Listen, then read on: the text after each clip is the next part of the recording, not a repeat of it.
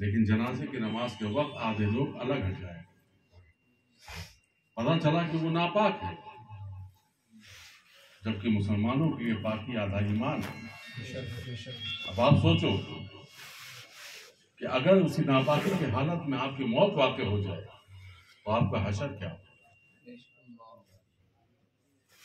इसलिए मेरे भाई, जिस दीन से आप वाबस्ता हो, जिस नबी के आप उम्मती हो, जिस दीन से आप आरास्ता हो, अगर उसके फरमान पर आप अमल नहीं कर सकते हो तो आप दुनिया में इसलिए मारे जाओगे कि आप मुसलमान हो, आखिरत में इसलिए मारे जाओगे कि मुसलमान ही नहीं। बहुत बात साफ से समझ। और हमारे यहाँ तो दस्तूरों का एक सिस्टम चल गया है। हमने पीरी मुरीदी को बहुत सस्ता समझ लिया। हम मुरीद हो जाते हैं, हम बारगाहों से वाबस्ता हो जाते हैं, समझ लेते हैं कि हमारे लिए नमाज नहीं है। हमने जो कुछ जाना वो दीन इन्हीं को जान लिया, और इसीलिए हम बुजुर्गों की बारगाहों से फैज भी नहीं पा पाते। बहुत बात समझ लीजिए, बुजुर्गों की बारगाहों का फैज आपको तभी मिलेगा जिस दीन के लिए उन्होंने जाफिशानी की, जिस दीन को हम तक पहुंचाया, जब उस दीन से आरास्ता होकर के हम उनकी बारगाह में पहुंचेंगे तभी हमको फायदा मिलेगा।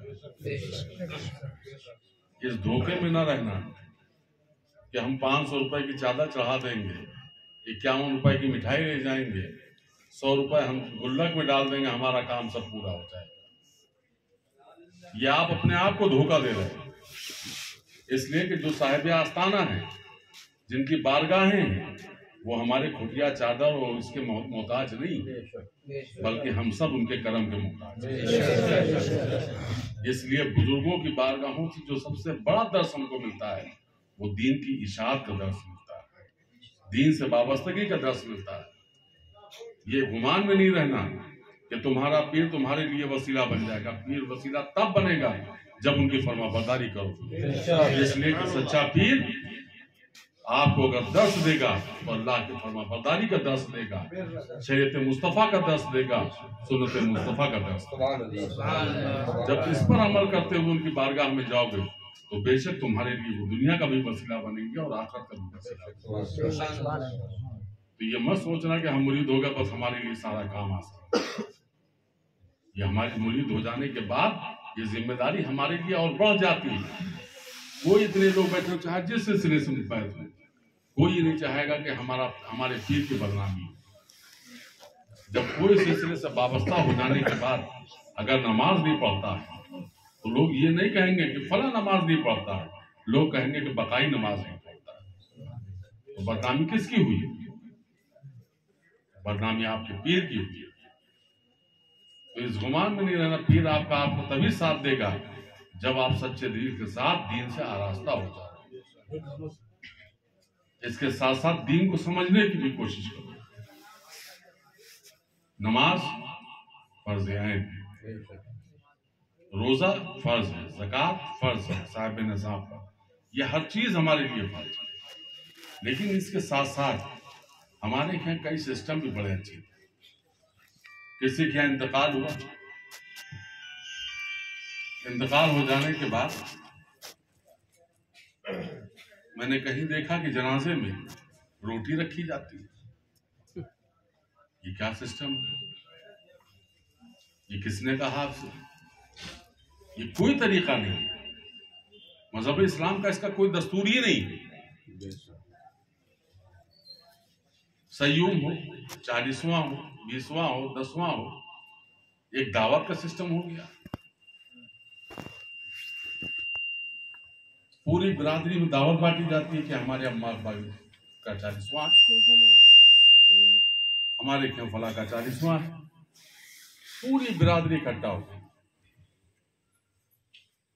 हम ये नहीं समझ पाते कि सयूम 10वां, 20वां, 40वां ये मानने वाले के लिए इसाले सवाब, कुरान की आयतें इसाले सवाब के लिए, कलमे तैयबा इसाले सवाब के लिए, पारे इसाले सवाब के लिए, कुरान पाक इसाले सवाब के लिए। लेकिन हमारा दस्तूर क्या है? हमने 40वें की दावत बांट दी पूरे इलाके में, पूरी बरादरी में, रिश्तेदारी में, नातेदारी में सब दावत बांट दी। कोई एक बिस्मिल्लाह भी उसाले सवाब करता हो तो जरा आप हमको बता दो। इतने लोग बैठे जरा मुझको बताओ।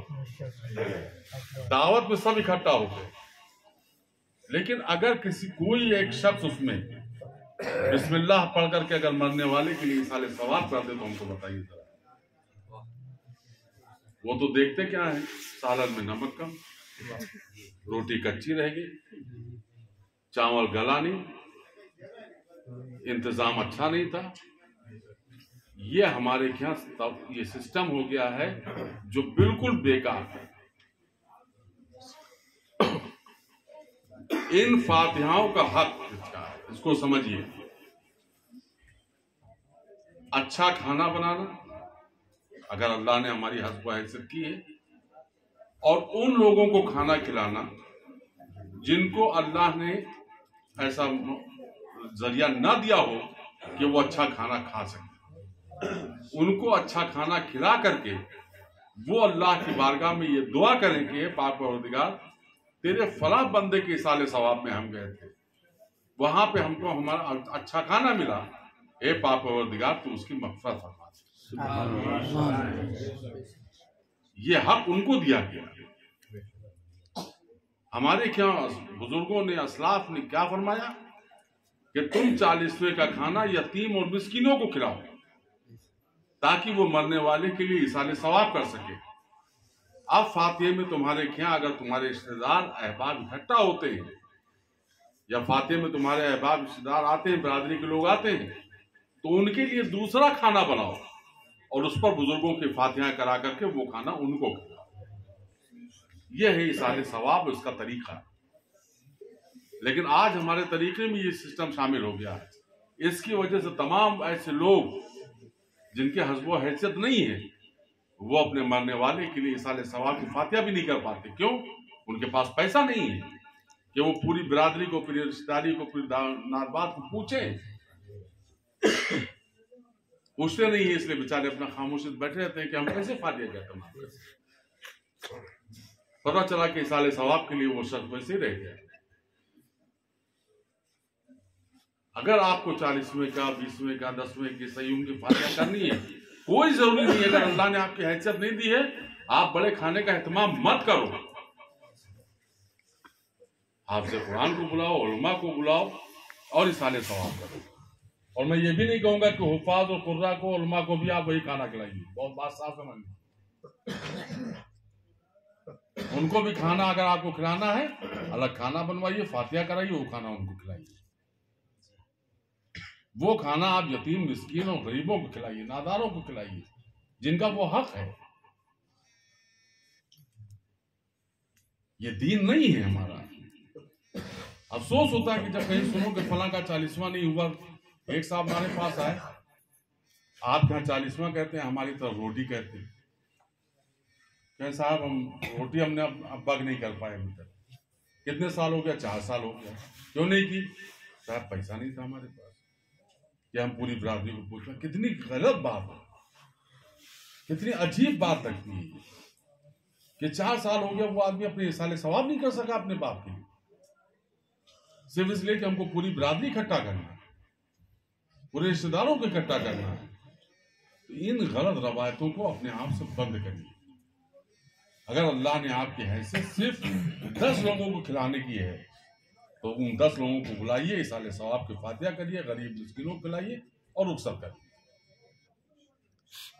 ये ऐसी कई चीजें हैं जो हमारे बीच में बड़ी गलत तरीके से साबित हो रही है। हमने हर चीज को तमाशा बना दिया, मौत मिट्टी को तमाशा बना दिया, शादी ब्याहों को तमाशा बना दिया। हम दीन से कैसे आरास्ता हो? कहाँ दीन से वाबस्ता हो? दीन ने हमको कतई ये सबक नहीं दिया।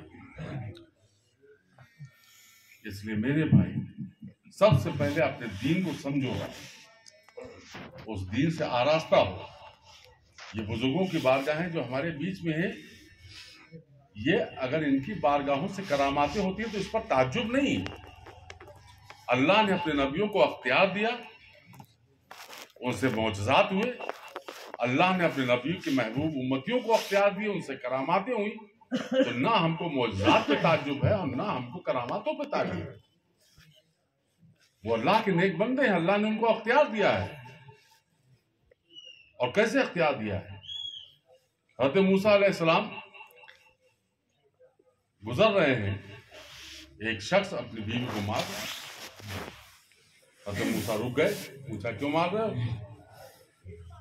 कहा ये लावलद है, ये बांझ है, इसकी औलाद नहीं हो सकती, इसलिए आज हम उसको मार के घर से निकाल रहे हैं।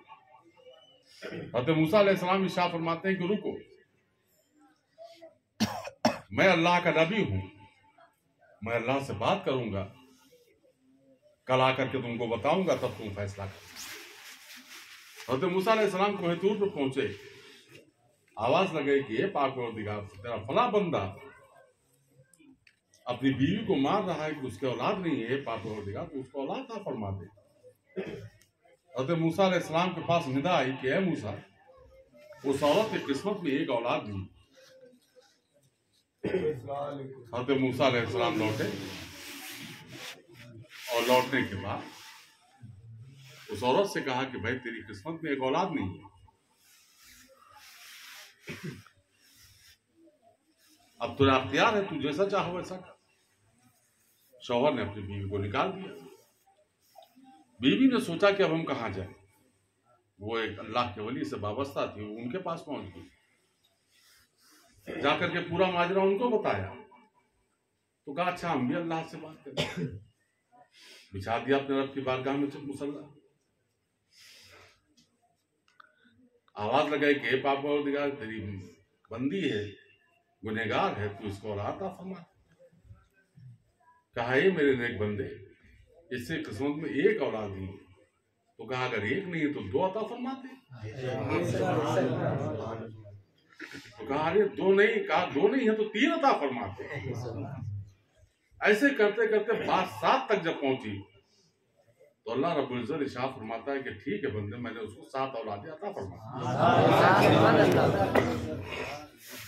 कुछ अर्से के बाद हज़रत मूसा अलैहिस्सलाम फिर गुजरे उसी रास्ते से, तो देखा वो औरत 7 बच्चों के साथ बैठे खेल रही।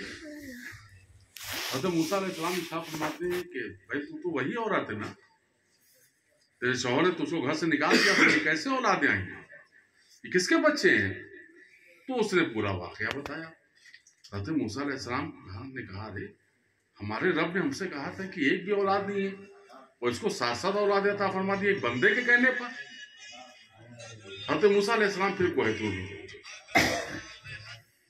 कहा ये पाक परवरदिगार, तूने इरशाद फरमाया था कि इससे किस्मत में एक भी औलाद नहीं, उसके बाद तूने एक बंदे के कहने पर 7 औलादें अता फरमा दी। अल्लाह रब्बुल इज्जत इरशाद फरमाता है कि ए मूसा, तू मेरा महबूब है और वो तेरा महबूब है। मैं तेरी बात को काट सकता हूं, लेकिन तेरे महबूब तुझको चाहने वालों की बातों को मैं नहीं काट सकता। उसने तुझको चाहा और तूने मुझको चाहा, तो मैं तुझको चाहने वाले की बात को कैसे काट दूं? इसलिए मैंने उसको 7 औलादें अता फरमा दी। तो इसमें कोई ताज्जुब नहीं, लेकिन शर्त यह है कि हमारी अमली जिंदगी क्या है। हमको उस अमल में उतारना चाहिए, हमको वो काम करना चाहिए जिससे हमारा रब, हमारा रसूल हमसे राजी हो, हमारी मुश्ताह बरक हमसे राजी हो, तो बेशक हम खाली दामन जाएंगे, भर के दामन को वापस आएंगे। ये दीन हिंदुस्तान के अंदर 2 शक्लों में है। पहली शक्ल सरकार सैयद सालार मसूद गाजी बादशाह की है, और उनके 150 साल के बाद दीन जब तशरीफ लाया हिंदुस्तान के अंदर, तो अताए रसूल ख्वाजा ख्वाजगा सुल्तान हिंद सरकार गरीब नवाज की शक्ल तशरीफ लाए। उसी दीन के चमन के फैलाए हुए रोशनी से हम वाबस्ता हो, गरीब नवाज के फूलों की चमक से हम वाबस्ता हो, उनके गुलशनों से हम वाबस्ता हो। तो वो दीन की तबलीग, दीन की इशाअत, दीन की पैरवी हमारी जिम्मेदारी बन गई। हम गुलाम सफर शरीफ हैं, वो मुकद्दस ज़मीन है जहाँ 800 अल्लाह के वली आराम फरमाते, जिसको मदीनतुल औलिया कहा जाता है, औलियों का गढ़ कहा जाता है। हिंदुस्तान में जितनी भी सलासिल है, सबके कोई ना कोई बुजुर्ग उस ज़मीन पर आराम फरमा, उस मुकद्दस ज़मीन की हम तारुफ़ करते हैं। जहाँ हर साल रजब शरीफ को उसके मौके पर आपसे शिरकत की दरखास्त की जाती है। सफीपुर शरीफ जिसका तारीखी नाम है साईं पुर, लेकिन जब सरकार हज़रत मखदूम शाह सफी शाह विलायत सफीपुर रिजवान तशरीफ लाए तो उस कस्बे का नाम सफीपुर शरीफ। और सरकार मखदूम शाह सफी शाह विलायत सफीपुर रिजवान की वो ज़ात पाक है कि हिंदुस्तान का बादशाह हुमायूं जब तशरीफ लाया, जब हिंदुस्तान का बादशाह हुमायूं आया तो सफीपुर शरीफ से चंद किलोमीटर पे एक मकाम है काली मिट्टी, वहां पर उसने अपना खेमा गाड़ा, अपने 2 वजीरों को भेजा और कहा जाओ सरकार मखदूम पाक की बारगाह में और कहो कि हिंदुस्तान का बादशाह हुमायूं आपकी बारगाह में हाजिरी देना चाहता है। दोनों वजीर आए, सरकार मखदूम पाक की बारगाह में सलाम पेश किया और कहा हिंदुस्तान का बादशाह हुमायूं आपकी बारगाह में हाजिरी का तलबगार है। सरकार मखदूम पाक इशारा फरमाते हैं कि जाओ कल बताएं। दोनों वजीरों ने जाकर के बादशाह से कहा कि उन्होंने कहा कल बताएंगे। दूसरे दिन फिर दोनों वजीर आए, फिर मखदूम पाक की बारगाह में अजीजा पेश किया, फिर मखदूम पाक ने कहा कि कल बताएंगे। तीसरे दिन जब फिर आए तो सरकार मखदूम पाक इरशाद फरमाते हैं कि गधे ने मारी रात हुमायूं जा पड़ा गुजरा, जाओ। दोनों वजीरों को कुछ समझ में नहीं आया। जब काली मिट्टी जहाँ पर खेमा गड़ा हुआ था वहां पर जब पहुंचे तो देखा ना वहां पर फौज है, ना बादशाह है, चंद सिपाही खड़े हुए। पूछा क्या हुआ, बादशाह सलामत कहाँ गए, खेमा क्यों खड़ गया? तो कहा गुजरात में बगावत छिड़ गई, बादशाह सलामत पीट कर गए और आपको भी वहीं पहुंचने के लिए कह गए। तब उन दोनों वजीरों के बात समझ में आई कि गधे ने मारी लात हुमायूं जा पड़ा गुजरा। दोनों वजीरों ने अपनी वर्दी उतारी और कहा कि बादशाह सलामत को ये हमारा वर्दी दे देना, हमारा सलाम कहना और कहना कि हम उस बादशाह की गुलामी नहीं करेंगे, अब तो हम इस बादशाह की गुलामी करेंगे जो बैठा सफीपुर में है और खबर गुजरात में है।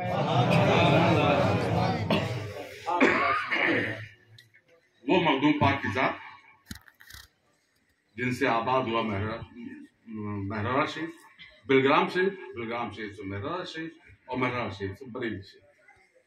सरकार मखदूम पाक के मुरीद और खलीफा हैं हज़रत मीर अब्दुल वाहिद बिलग्रामी, जिन्होंने किताब लिखी सबे सनाबिल शरीफ जो बारगाह रिसालत में कबूल हुई। और हज़रत मीर अब्दुल वाहिद बिलग्रामी के 2 भाई हज़रत ताहा बिलग्रामी, हज़रत यासीन बिलग्रामी आज मखदूम पाक के कदमों पे आराम फरमा। वो मखदूम पाक की बारगाह है कि जहाँ आला हज़रत जब तशरीफ ले जाते हैं तो इशारा फरमाते हैं कैसे आकाओं का बंदा हूँ रजा, बोल वाले मेरी सरकार। उस मुकद्दस ज़मीन की ज़ारो कशी करते हुए साल में एक बार रजब शरीफ के उर्स के मौके पर वो उर्स सरकार मखदूम पाक के सबसे चहेते खलीफा के खलीफा शाह खादिम सफ़ी मोहम्मदी सफ़ीपुर